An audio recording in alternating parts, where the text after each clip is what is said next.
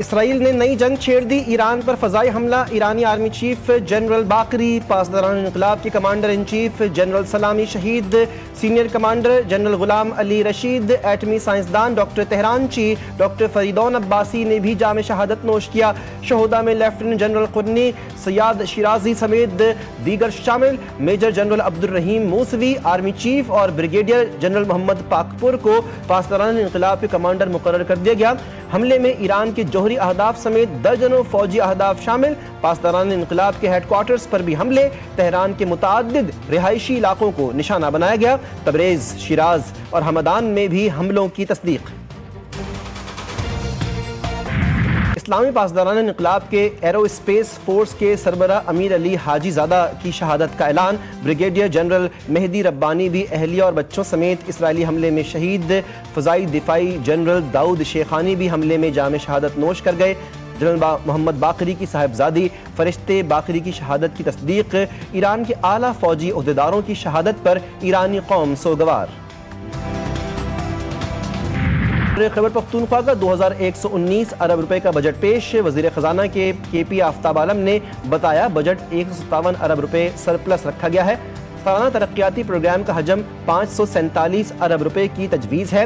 سرکاری ملازمین کی تنخواہوں میں 10%، پینشن میں 7% اضافے کی تجویز ہے۔ کم سے کم ماہانہ اجرت 36,000 سے بڑھا کر 40,000 روپے کرنے کی تجویز۔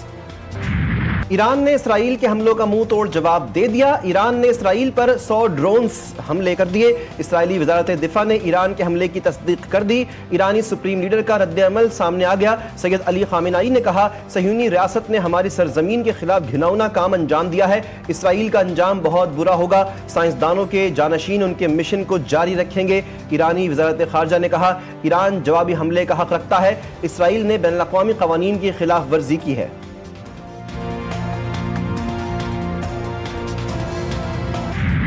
اسرائیل کا ایران پر حملہ، ایران کا ممکنہ سخت رد عمل۔ اسرائیلی وزیر اعظم اور وزیر دفاع زیر زمین ہیڈ کوارٹرز میں چلے گئے۔ اسرائیل کے تمام اسپتالوں میں ایمرجنسی نافذ کر دی گئی۔ اسرائیلی شہریوں کو بم شیلٹرز اور بنکرز کے قریب رہنے کا مشورہ۔ اسرائیلی وزیر اعظم نیتن یاہو نے اسرائیلی شہریوں کا بنکرز میں قیام طویل بھی ہو سکتا ہے۔ نیتن یاہو کی سربراہی میں اسرائیلی نیشنل سیکیورٹی کا اجلاس بھی طلب۔ اسرائیل کا فلائٹ آپریشن معطل، ہزاروں اسرائیلی شہری دوسرے ممالک میں پھنس گئے۔ اسرائیلی میڈیا کے مطابق امریکی صدر کو حملے کے حوالے سے ایک ہفتہ قبل ہی بتا دیا گیا تھا اور اس پر بات چیت بھی جاری تھی۔ اسرائیلی فوج کی ایران پر حملے کی تفصیلات جاری۔ اسرائیلی فوج کے ترجمان نے بتایا ایران پر حملوں میں 200 لڑاکا طیاروں نے حصہ لیا، 100 سے زائد مقامات کو نشانہ بنایا گیا۔ اگلے چند گھنٹے ہمارے لیے مشکل ہیں۔ عرب میڈیا کے مطابق اسرائیلی فوج نے 5 مرحلوں میں حملہ کیا، ایران کے 8 مقامات کو نشانہ بنایا گیا۔ حملہ دارالحکومت تہران اور اس کے اطراف کی فوجی تنصیبات پر کیا گیا۔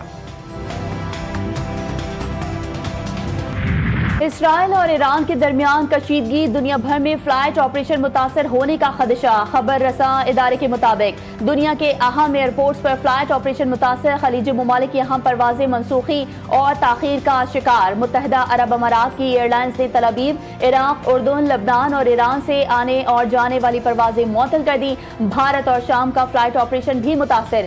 ایران اسرائیل کا فلائٹ آپریشن بند ہے۔ تل ابیب میں ایران کے جوابی حملے کے پیش نظر جہاز محفوظ مقام پر منتقل۔ ایران نے معاہدہ نہ کیا تو صفحہ ہستی سے مٹ جائے گا۔ امریکی صدر ڈونلڈ ٹرمپ کی کھلی دھمکی، کہا تہران کو امریکہ کے ساتھ فوری طور پر معاہدہ کرنا ہوگا، بصورت دیگر حالات مزید خطرناک رخ اختیار کر سکتے ہیں۔ امریکہ دنیا کے سب سے جدید اور تباہ کن ہتھیار بناتا ہے، اسرائیل کے پاس یہ ہتھیار موجود ہیں اور وہ ان کا استعمال کرنا بھی جانتا ہے۔ اسرائیلی جارحیت کے بعد ایران امریکہ کے بالواسطہ ہونے والے جوہری مذاکرات منسوخ۔ ایران میڈیا کے مطابق ایران نے اتوار کے روز عمانی ثالثی میں ہونے والے جوہری مذاکرات میں شرکت سے انکار کر دیا تھا۔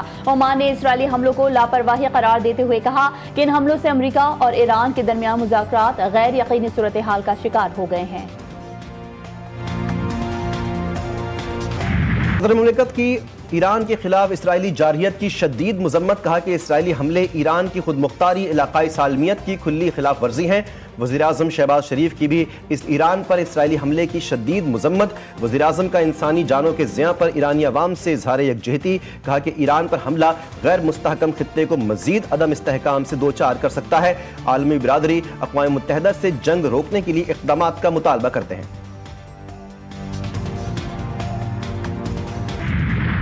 It has now led Israel to attack another sovereign Muslim state, Iran. This House jointly and unequivocally condemns Israel and its heinous crimes against Muslim Ummah, especially against brotherly nations of Palestine and Iran. This House stands resolute with our Iranian brothers and sisters and supports their right to defend themselves against this aggression.